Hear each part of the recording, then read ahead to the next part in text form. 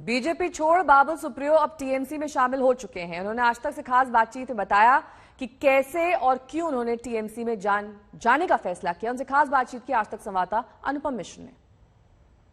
बाबुल सुप्रियो का राजनीति में आना भी अप्रत्याशित था और जब उन्होंने बीजेपी छोड़कर टीएमसी ज्वाइन की वो भी अप्रत्याशित और चकित कर देने वाला था। लेकिन किस तरह से उन्होंने मन बनाया, कब बात हुई, क्या बात हुई, वो बाबुल सुप्रियो से खुद जानेंगे। बस आज का दिन को मैं पकड़ू ना तो बस 4 दिन आप पकड़ लीजिए। पिछले 3 दिन का ये डेवलपमेंट है और जो ममता दीदी ने, तृणमूल कांग्रेस ने, अभिषेक बनर्जी ने मेरे सामने जो एक अपॉर्चुनिटी रखा, जो चैलेंज रखा, वो उतना मोटिवेटिंग था, उसमें उतना क्या बोलूं, उतना उसमें ऊर्जा थी कि मैं जो बातें मैं कह चुका हूं कि एक रिटायर्ड हार्ट वाली बात थी ना इसमें, जो मैंने राजनीति छोड़ दिया था, मुझे मालूम था कि बहुत ब्रेक बैट्स आएंगे, बहुत पत्थर फेंके जाएंगे, जो मैं जिसको इंग्लिश में वोल्टर फेस बोलते हैं, या मैं खुद ही इस टर्म को यूज़ कर रहा हूँ कि मैंने जो डिसीजन को चेंज किया। लेकिन मुझे लगा कि ज़िंदगी में जो घटनाएं घटती है, उसी से जो हमारे मन में जो इमोशंस होते हैं, उसी से आप डिसीजंस लेते हैं, कुछ चीज़ें करते हैं। लेकिन उसका मतलब ये नहीं होता है कि वो इमोशनल डिसीजन होता है। अगर बहुत जल्दी से मैं कोई डिसीजन ले लिया तो उसका मतलब नहीं है कि कोई इम्पल्सिव डिसीजन है।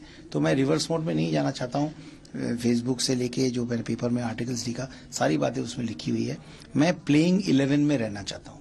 जो कोच मेरे पे ये भरोसा रखे कि मैं प्लेइंग 11 में I have shed a lot of sweat and blood. I think मुझे ये प्रूव नहीं करना है कि 2014 से मैंने बंगाल की गलियों में, सड़कों में की लड़ाई की है। दीदी ने जब फोन किया आपको तो पूछा नहीं, आपने बधाई नहीं दी मुझे जीतने की, ऐसा कुछ? मैं आपको बता रहा हूँ, मैं लेट्स नॉट गेट देयर।